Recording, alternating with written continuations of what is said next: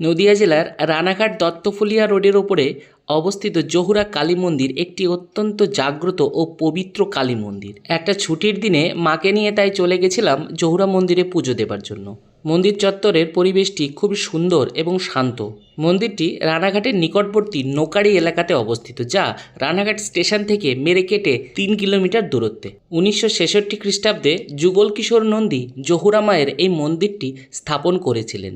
স্থানীয়দের মতে স্বয়ং জহুরা মা কালী যুগল কিশোর নন্দীকে স্বপ্নে এই মন্দিরটি প্রতিষ্ঠার নির্দেশ দিয়েছিলেন। মন্দিরের ভেতরে প্রবেশ করলে আপনারা 3টি মাথা বিশিষ্ট জহুরা মায়ের মূর্তি দর্শন করতে পারবেন। আমরা প্রথমে গিয়ে মায়ের মূর্তিতে ফুলের মালা চড়ালাম, এরপর সঙ্গে থাকা পূজার উপকরণ দিয়ে মায়ের পুজো দিলাম।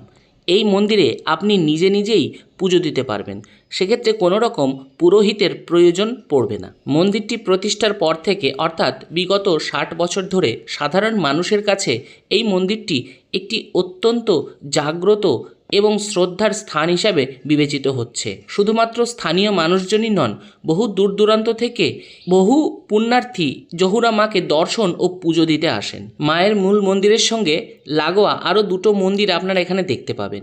একটি হলো গ্রহরাজ শনিদেবের মন্দির এবং আরেকটি শিবের মন্দির। ভক্তগণ মায়ের পুজো দেবার পরে এই শিব মন্দির ও গ্রহরাজ মন্দিরেও পুজো দেন। জহুরা মায়ের এই মন্দিরটি প্রতিদিন সকাল 7টা থেকে দুপুর 1টা পর্যন্ত এবং বিকাল 5টা থেকে রাত্রি 8টা পর্যন্ত পুণ্যার্থীদের জন্য খোলা থাকে। পুজো দিতে এসে মন্দিরেই দেখা হয়ে গেল ছোটবেলার বন্ধু লিটনের সঙ্গে। মন্দিরে প্রবেশের মুখেই বাঁ হাতে দেখতে পাওয়া যায় একটি কাঁঠাল গাছ। স্থানীয় মানুষের মতে এই কাঁঠাল গাছে ইট বা পাথর বেঁধে মানত করলে মা স্বয়ং ভক্তের সেই মনোবাসনা পূর্ণ করে। স্থানীয় লোক বিশ্বাস অনুযায়ী এই মন্দিরের জহুরা মায়ের যমজ মা রয়েছেন মালদা জেলার জহুরা মন্দিরে, যা এই 2টি মন্দিরের মধ্যে যোগসূত্রকে নির্দেশ করে। প্রতি বছর বুদ্ধ পূর্ণিমায় এই মন্দিরে মায়ের বিশেষ পুজো ও অনুষ্ঠান অনুষ্ঠিত হয়, আর সেই অনুষ্ঠানকে কেন্দ্র করে ভক্ত সমাবেশে গমগম করে মন্দিরটি।